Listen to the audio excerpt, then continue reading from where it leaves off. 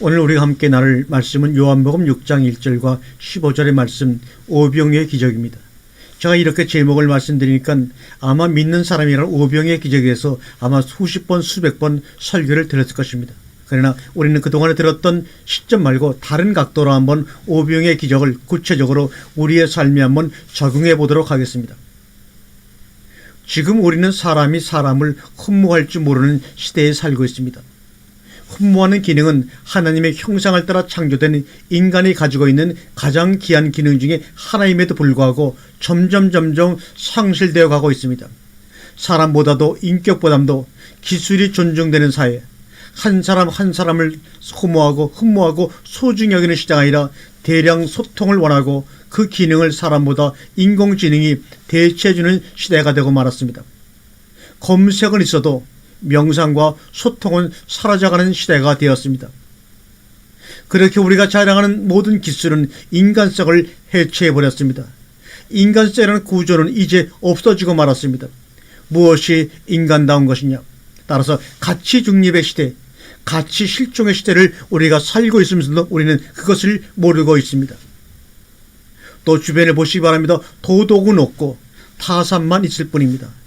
인간관계는 인격과 사랑의 관계가 아니라 이해의 관계가 된 지가 벌써 오래되었습니다. 벗신이, 동진이, 형제님, 성도님 하는 말들은 이미 죽은 말이 되었거나 울림이 없는, 감동이 없는 단어가 되고 말았습니다. 그 자체가 목적이 아니라 수단이나 방편으로 무엇에 이용되는 말로 전략 또는 변질되고 말았다는 것을 제가 지금 말씀드리고 있는 것입니다. 우리는 섣불리 흉금을 남 앞에 털어놓거나 또 얘기를 하지 못합니다. 자칫 잘못하면 나만 철량한 신사가 된다 말합니다. 말하자면 허심탄회한 인간관계가 성립되기 어려웠다는 말입니다. 제가 어느 분들하고 허심탄회 대라니까 목사님 그렇게 하시면 안 됩니다. 지금 목사님과 대하는 그 사람이 나중에 어떻게 될지 몰라서 목사님의 얘기를 녹음하고 있을지도 모릅니다. 그 말을 듣고 다음부터는 속에 있는 얘기를 허심탄회하게 얘기할 수 없게 되었습니다. 또 그런 경험을 하고 말았습니다. 제가 그분을 위로한다고 하면서 드렸던 그 말을 그분은 녹음했다가 다른 사람한테 그것을 전하는 바람에 어려움을 겪은 적도 있습니다. 이런 세상에서 우리가 살맛이 나겠습니까?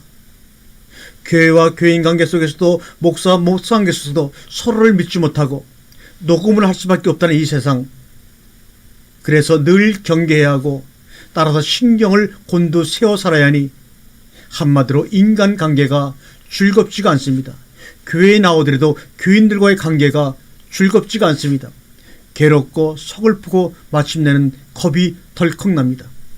이럴 때 새삼 생각나는 분이 계시는데 바로 예수 그리스도이십니다. 이러면 얼마나 좋을까?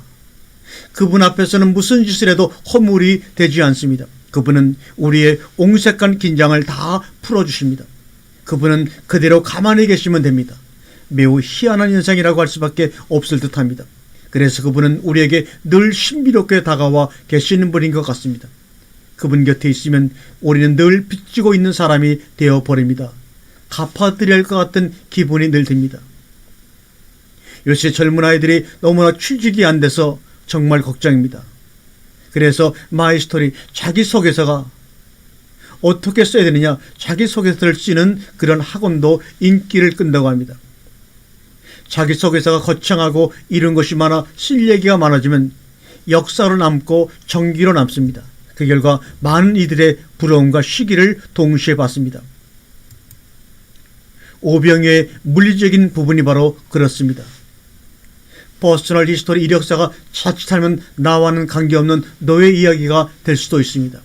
그런데 주님을 만나면 나의 이야기가, 마이 스토리가 미스테리로 신비로 변화되어 나에게 다가옵니다. 이것은 물리적인 오병이의 기적이나 변화보다 한층 격상된 영적인 변화요 기적입니다. 이때는 사람들로 하여금 부러움이나 시기심을 유발하는 것이 아니라 존경심과 경외심을 자아내게 한다는 것입니다. 끊임없이 해결되지 않은 내 문제 때문에 구원의 소식을 듣게 되는 것입니다. 신비는 내가 성경을 읽는 것이 아니라 성경이 거꾸로 나를 읽어주심으로 감추었던 것이 드러나는 것입니다. 그것은 인간의 언어로 표현하기 힘든 신비입니다. 신비는 비밀입니다. 그러나 그것은 반드시 드러나야 하는 사건이기에 신비요 비밀입니다. 만약 그것이 우리의 삶 속에서 드러나지 않으면 그것은 신비도 아니고 비밀도 아니고 그냥 착각이고 매직일 뿐입니다. 우리가 신비라는 한문을 한번 여기 보겠습니다. 신할 때 이 신은 보일 시하고 납신이라는 두 개의 단어로가 이루어서 되어 있는 것인데 이것은 일본식 발음입니다. 이것은 표다, 알리다, 이야기하다, 보내다 또는 원숭이라는 얘기입니다. 9째 번의 그 동물의 이름이 원숭이입니다. 그래서 이것은 번개불의 현상이며 번개불이 줄로 그 뜻함으로라는 뜻입니다. 우리가 사람의 띠를 얘기할 12동물 중에 9째라는 말자, 축, 인묘, 진사, 오미, 신유, 술해 12가지 동물 중 원숭이를 하나님 신할 때 그 신을 사용했을까? 아마 원숭이는 왜 12짐승 중 가장 즐겁게 유쾌한 동물로 우리에게 다가왔기 때문이 아닌가 조심스럽게 한번 축축해 봅니다. 신이라는 한자는 번개불처럼 우리에게 다가와 펴서 알리고 이야기하시고 보내시는 분의 특성을 잘 묘사한 한문입니다. 즐거움을 보인다. 이 밭전자 위에 줄을 한 위에서 쫙 꺼버리니까 신이 되었습니다. 이 비라는 단어는 보일 시자 교화에 반드시 필입니다. 반드시 보인다는 겁니다. 즉 신비라고 하는 것은 하늘로부터 내려온 빛이 땅 위에 그어진 것을 반드시 보는 것을 신비라는 한문으로 중국 사람들은 표현했습니다. 고로 신비는 보지 못해서 신비가 아닙니다. 반드시 보이기 위해서 존재하는 것이 신비입니다. 미스테리, 신비는 신비 혹은 숙련을 요하는 직업, 봉사나 예배를 뜻하는 영어 단어입니다. 미니스테리움의 사투리가 바로 신비라는 미스테리입니다.